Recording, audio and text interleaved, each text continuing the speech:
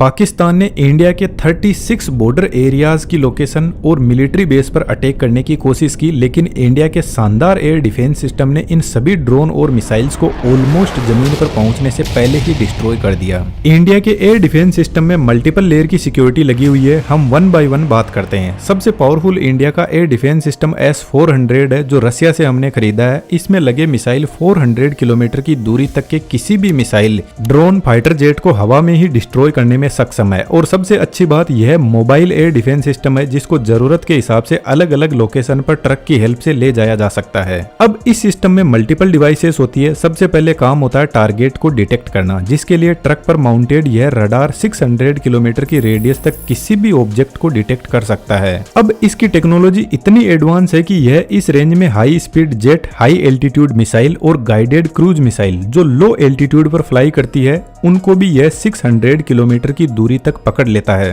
और सबसे अच्छी बात, 300 प्लस टारगेट को यह एक साथ में पकड़ने में सक्षम है। टारगेट मिलने के बाद इंफॉर्मेशन कमांड पोस्ट को सेंड की जाती है। कमांड पोस्ट बेसिकली इस पूरे डिफेंस सिस्टम का ब्रेन होता है। यह देखकर समझता है कि जो टारगेट आ रहा है उसकी साइज कितनी बड़ी है, यदि मल्टीपल टारगेट आ रहे तो सबसे पहले किसको फायर करना है, और सबसे इंपॉर्टेंट टारगेट के हिसाब से कौन से मिसाइल को लॉन्च करना है। जब यह डिसाइड कर लिया जाता है तो अब बारी आती है मिसाइल को लॉन्च करने की। यह काम ट्रक पर माउंटेड यह मिसाइल लॉन्चर करता है। हर लॉन्चर पर 4 ऐसे बड़े ट्यूब लगे रहते हैं जिनके अंदर मिसाइल होती है, तो एक लॉन्चर के पास में 4 मिसाइल होती है।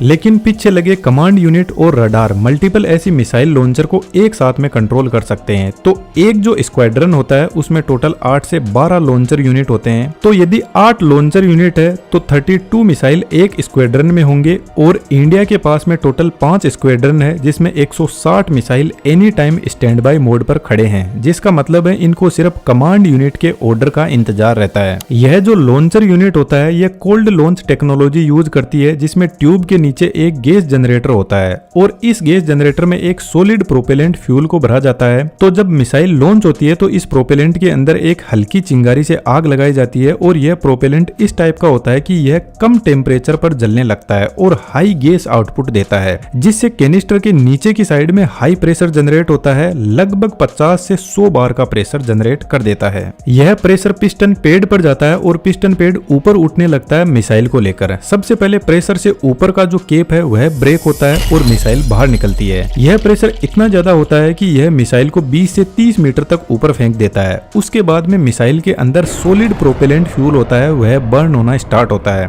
और मिसाइल अपने टारगेट की तरफ बढ़ती है। यह जो लॉन्च कैनिस्टर होते हैं यह टोटल 4 टाइप की मिसाइल को लॉन्च कर सकते हैं। इसको आप यहाँ पर देख सकते हो। इन सभी की अलग अलग रेंज होती है। तो टारगेट की दूरी और साइज के हिसाब से किस मिसाइल को लॉन्च करना है यह कमांड पोस्टर लॉन्चर यूनिट को बताता है। इसके हिसाब से फिर लॉन्च किया जाता है। यहाँ पर हाईएस्ट मिसाइल की रेंज 400 किलोमीटर की है, लेकिन हमारा जो रडार है वह 600 किलोमीटर तक देख सकता है। तो फ्यूचर में यदि हमारे पास में और पावरफुल मिसाइल आती है तो उसको यह सिस्टम आराम से संभाल लेगा। लेकिन यहाँ पर जो मिसाइल है उनमें से कुछ मिसाइल ऐसी भी है जिनमें एक्टिव रडार सिस्टम नहीं होता। इनको रेगुलरली गाइड करना पड़ता है कि आपको किधर जाना है और कहां पर एक्सप्लोजन करना है। तो फिर इस मिसाइल को गाइड करने के लिए फायर कंट्रोल रडार स्टेशन होता है। एक जो स्क्वाड्रन होता है उसमें 6 फायर कंट्रोल रडार यूनिट होती है और यह कंटिन्यूअसली मिसाइल को फीड करता रहता है टारगेट की लोकेशन और उसी के हिसाब से फिर मिसाइल आगे बढ़ती है। अब यह जो मिसाइल होते हैं यह लॉन्च होने के बाद में मार्क 5 से मार्क 6 की स्पीड पे चलते हैं। तो इतनी स्पीड पर यह लगभग फाइटर जेट, ड्रोन और मिसाइल्स को पकड़ लेते हैं और इसी स्पीड पर चलते हुए टारगेट से टकराते हैं। और इसमें लगा प्रोक्सीमिटी फ्यूज प्रोपेलेंट को एक्टिवेट करता है और एक जबरदस्त ब्लास्ट करवाता है। लेकिन यहाँ पर कुछ इंपोर्टेंट चीज है, यह जो चारों यूनिट मिलकर एक सिस्टम को कंप्लीट करती है, यह चारों अलग अलग जगह पर होते हैं जिनकी लोकेशन जनरली किसी को पता नहीं होती। तो पाकिस्तान के जितने भी मिसाइल्स और ड्रोन आए थे उनको इसी सिस्टम ने हवा में ही डिस्ट्रॉय कर दिया। लेकिन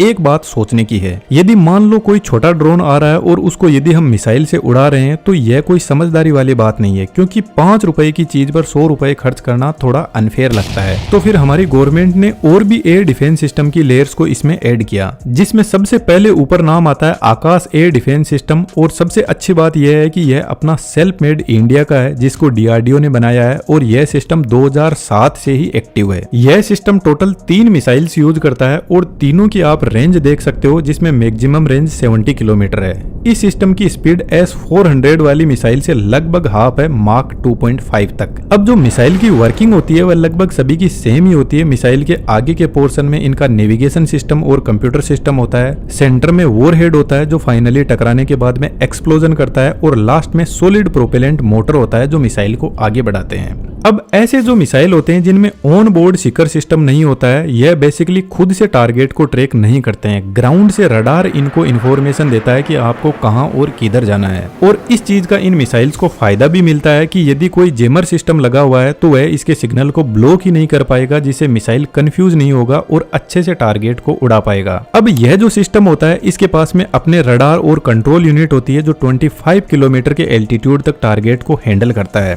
इसके बाद में सिक्योरिटी की नेक्स्ट लेयर, जिसमें medium range surface air missile system भी इंडिया के पास में अवेलेबल है, जो फास्ट मूविंग ड्रोन के हिसाब से ऑप्टिमाइज्ड है और 70 से 100 किलोमीटर के एरिया में अच्छे से काम करता है। इसके अलावा हमारे पास में एयर डिफेंस की एक और लेयर है जो मुझे काफी शानदार लगी, इंटीग्रेटेड काउंटर यूएस ग्रिड। यह कोई अमेरिका का नहीं है बल्कि डीआरडीओ का बनाया हुआ ही सिस्टम है। यह एक सिस्टम नहीं है बल्कि बहुत सारे सेंसर, सर्विलांस, रडार का पूरा नेटवर्क है। इसमें भी मल्टीपल लेयर होती है। इसमें जो रडार होता है वह हाई रेजोल्यूशन रडार होता है जो छोटे छोटे ड्रोन को 10 से 20 किलोमीटर की रेंज में पकड़ने का काम बहुत अच्छे से करता है। रडार के अलावा इलेक्ट्रो ऑप्टिकल और इंफ्रारेड सेंसर इसमें लगे रहते हैं, जिसमें कैमरा भी होता है जो ऑब्जेक्ट की इमेज दिखाता है, और इंफ्रारेड सेंसर ऑब्जेक्ट की थर्मल इमेज जनरेट करता है। इसके बाद में इलेक्ट्रॉनिक वॉरफेयर यूनिट, जिसमें रेडियो फ्रीक्वेंसी सेंसर इसके कम्युनिकेशन सिग्नल को कंट्रोल करता है, और यह जो सेंसर होता है यह इस तरीके से काम करता है कि यदि रडार किसी ऑब्जेक्ट या ड्रोन को देख भी नहीं पाया तो भी यह उसके कम्युनिकेशन सिग्नल को 5 से 10 किलोमीटर की रेंज में कंट्रोल करने लग जाएगा। और यहाँ पर अवेलेबल रेडियो फ्रीक्वेंसी जैमर इसके सिग्नल को ही ब्लॉक कर देगा, तो या तो ड्रोन कहीं पर लॉस्ट हो जाएगा या कहीं पर जाकर गिर जाएगा। और पाकिस्तान ने जो अभी एयर स्ट्राइक की थी इसमें यह सिस्टम बहुत ही अच्छे से काम कर रहा था। अब मान लो यदि यह सिस्टम ड्रोन के सिग्नल्स को जैम नहीं कर पाया तो इसके साथ में लेजर डायरेक्ट एनर्जी सिस्टम भी एक्टिवेट होता है जो डीआरडीओ ने ही बनाया है। यह 10 से